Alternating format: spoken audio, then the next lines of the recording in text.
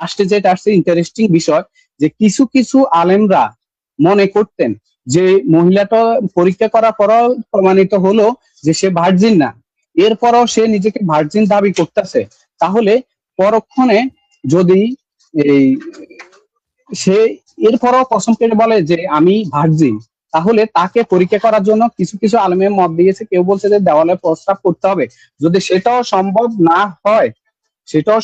না হয় তাহলে ওই যে জ- বলছে যে তার গোপনাঙ্গ মধ্যে ডিম দিয়ে পরীক্ষা করতে, এটা হলো অপশন। প্রিয় দর্শক, যখন আমি এই ডিম থেরাপির কথা যখন আমি ইতিপূর্বে অনেক পোস্ট দিয়েছিলাম, তখন এই যে হানাফি অনেক ভাইয়ের আছে অনেক গালাগালি করেছিল আমাকে। তো এই ধরনের রেফারেন্স কিন্তু হানাফি মাযহাবে কিতাবে নাই। এরা সমাজে ফেতনাবাজ, এরা ইহুদি খ্রিস্টানদের দালাল। এটা কিন্তু হানাফি সমাজ কিংবা যারা বিশেষ করে পড়াশোনা করে না, মানে হানাফি সমাজে যারা হানাফি মাযহাব মেনে চলে, তারা কিন্তু এটা বিশ্বাসই করতো না যে এই ধরনের মাসালা আছে। মানে ডিম থেরাপি কিংবা দেওয়ালে প্রস্তাব নিক্ষেপ, এগুলি যখন আমরা আলোচনা করি তখন আমাদেরকে গালিগালাজ করা হতো। হ্যাঁ, যে না এই ধরনের কোনো মাসালা নাই, এরা হলো মানে সম্পূর্ণ মিথ্যুক। আজকে প্রিয় দর্শক, আপনারা হানাফি মাযহাবেরই একজন স্টাডি, এবং আপনারা জানেন যে ফুয়াদ ভাই সেদিন নিজেই বললেন যে তিনি নাস্তিকদের সাথে ডিবেট করেন এবং এই বিষয়গুলো নিয়ে পড়াশোনা করেন। তিনি নিজের মুখেই কিন্তু এই মাসালাটাকে প্রথমত স্বীকৃতি দিলেন, তিনি কিন্তু স্বীকার করে নিলেন হ্যাঁ যে হ্যাঁ এই মাসালাটা আছে। কোথায় আছে? এই যে হানাফি মাযহাবী গ্রন্থ ফতোয়া আলমগীরিতে আছে। এটা কিন্তু অনেক বড় একটা কিতাব হানাফিদের। হ্যাঁ, তো এখন তিনি এখন বলতেছেন তার আপত্তিটা হচ্ছে এখানে দুইটা পার্ট রয়েছে। একটা হলো ইন্নিন, ইন্নিন যেটা বোঝায়, মানে যা সরকারি, মানে ইয়ে সরি, মানে সরাসরি খাস বাংলায় ইন্টারাপ্ট যেটাকে করতে বলা পারে, হয়। হ্যাঁ ইন্টারাপ্ট করতে পারে। না না, আমি 5 মিনিট শেষ করি। হ্যাঁ, যে এখন যে ইন্নিন বলতে এখানে বোঝায় কি যে ধ্বজভঙ্গ।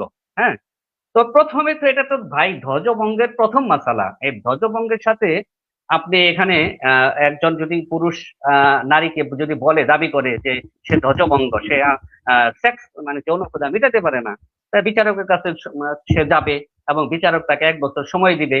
তো এটা হলো একটা পার্ট, এই মাসালার একটা পার্ট। কিন্তু আমার প্রশ্ন হচ্ছে যে এই পার্ট এমন কি যে এই পার্টের সাথে সম্পৃক্ত? এখানে তো খুবই স্পষ্ট বলা হচ্ছে যে যখন দ্বিতীয় পার্টে, এই মাসালার দ্বিতীয় পার্টটা হচ্ছে যদি কুমারিত্ব প্রমাণ করতে যায় তখন কি করতে হবে? তাকে ডিম থেরাপি দিতে হবে। আমার আপত্তি তো সেখানে। ভাই আমার ওই ধ্বজভঙ্গকে কে যৌন ক্ষুধা নিবারণ করতে পারে না, যৌন চাহিদা নিবারণ করতে পারে না, সেটা নিয়ে তো আমার এখানে আপত্তি না। আমার আপত্তি হচ্ছে সিস্টেমের, এই মাঝাবি গ্রন্থের যে একটা সিস্টেমের কথা বলা হয়েছে এখানে, যে কুমারিত্ব পরীক্ষা করতে হবে কিভাবে? ডিম থেরাপি দিয়ে। ডিম যদি যৌনাঙ্গের ভিতরে ঢুকে যায়, হ্যাঁ, তাহলে সে কুমারী, সে সে অকুমারী, তার তার সতীত্ব নেই। আর যদি না ঢুকে, ডিম, তাহলে সে কি কুমারী। তাহলে আপত্তিটা তো আমার সেখানে, কিন্তু এই পদ্ধতিটা কেন আনলেন এখানে? এখন আপনি আমাকে জবাব চেয়েছেন যে তাহলে যদি আমরা এটা আমরা একটা পদ্ধতি, হানাফি মাযহাবে এটা আমরা একটা পদ্ধতি আবিষ্কার করেছি, এর কোনো বৈজ্ঞানিক ভিত্তি আছে? আপনি বলেন যে এই ডিম থেরাপি, এটার কোনো বৈজ্ঞানিক ভিত্তি আছে? অথবা এই এই ডিম থেরাপি দিলেই এই মেয়েটা কুমারী না অকুমারী এটা প্রমাণিত হয়ে যাবে, আর ওই দাঁড়িয়ে প্রস্তাব করলে সেটাকে নিক্ষিপ্ত হবে না বিক্ষিপ্ত হবে, সে সেটা দিয়ে নারীকে কুমারিত্ব পরীক্ষা করানো যাবে? অসম্ভব। আশ্চর্য হয়ে গেলাম, এটা কোন ধরনের পিকুলিয়ার মাসালা? এটা কি আদৌ সম্ভব নাকি? এমনও তো হতে পারে যে এটা ভুল প্রমাণিত হয়ে গেছে, তখন কি হবে? ওই মেয়েটার কি হবে?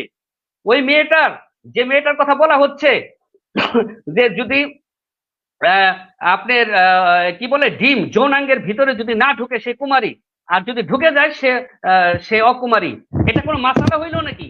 এভাবে কি কোনো নারীর কি সতীত্ব পরীক্ষা করা যায়? আবার বলা হচ্ছে বিক্ষিপ্ত প্রস্রাবের কথা। এইভাবে এটা কোনোভাবেই, এটা এরকম একটা নোংরা এবং একটা ফালতু এবং একটা জঘন্য একটা মাসালা, এটা কোনোভাবে এটা বৈজ্ঞানিক সম্মত না, এবং এটা কোরআনেও কোথাও এভাবে বলা হয়নি, হাদিসেও কোথাও বলা হয়নি। কেন সাহাবীরা কি এই ধরনের সমস্যা ফিল করেছে? আল্লাহ রাসূলের জামানায় কি এই ধরনের সমস্যা তারা কি দিয়ে যেতে পারে নাই?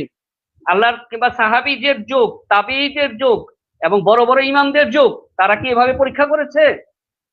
আপনি বলেন যে যে তারা এইভাবে তারা পরীক্ষা করেছে, এইভাবে তারা নারী সতীত্ব পরীক্ষা করেছে, তাহলে আল্লাহ রাসূলকে কি আপনাকে ব্লেম দিবেন? আল্লাহ রাসূলের আনিত বিধান অপূর্ণাঙ্গ, একটা নারী কুমারী না অকুমারী, এই ব্যাপারে কি আল্লাহ রাসূল কি ব্যর্থ? এই ব্যাপারে কোনো কি কোরআন হাদিসে কি কোনো সমাধান নেই? এজন্য কি আমাকে ডিম থেরাপির আশ্রয় নিতে হবে? তারপরে দেওয়ালে প্রস্তাব নিক্ষেপের যে ব্যাপারটা, এখানে আশ্রয় নিতে হবে? আমি ধরেন যে আপনার মেয়ের কথা আমি বলি, যে কোনো মেয়ে আপনার কেউ আপনার মেয়েকে যদি ব্লেম দেয় যে আপনার মেয়ে কুমারী নয়, তার ভার্জিনিটি নষ্ট হয়ে গেছে, তখন কি আপনি এই ফতোয়া আলমগীরের এই ফতোয়া অনুযায়ী আচ্ছা, সেটা আপনার নিবেন? টাইম আপনি না, আমি 6 আমি মিনিট আমি নিছেন। আপনাকে সময় দিব, অথবা ধরেন আপনার আচ্ছা, মেয়েকে, ঠিক আছে। আমি একটু শেষ করি, আপনি সময় পাবেন। ধরেন আপনার মেয়েকে বিয়ে দিবেন, আপনার মেয়েকে দেখতে এসেছে, তখন যদি এই ফতোয়া আলমগীরের এই মাসালা অনুযায়ী যারা দেখতে এসেছে বরপক্ষ, তারা যদি বলে যে আপনার মেয়ে সতী নয়, আপনার মেয়ে কুমারী নয়, আমরা ডিম থেরাপি কিংবা এই যে আপনার এই যে দেওয়ালে প্রস্তাব নিক্ষেপ যেভাবে করে, এই আমাদের মাযহাব অনুযায়ী আমরা পরীক্ষা করে দেখব, আপনি কি রাজি হবেন? আপনি কি রাজি হবেন কিনা বলেন?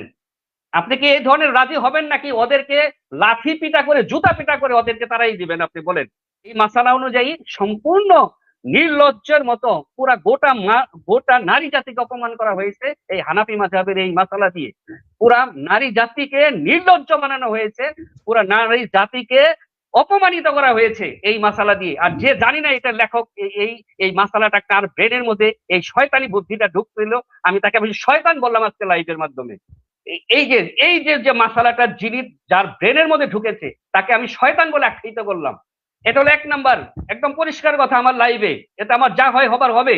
আর এই মাসালা যে লিখেছে এবং এই মাসালার যে বুদ্ধিদাতা, স্বয়ং ইবলিস শয়তান।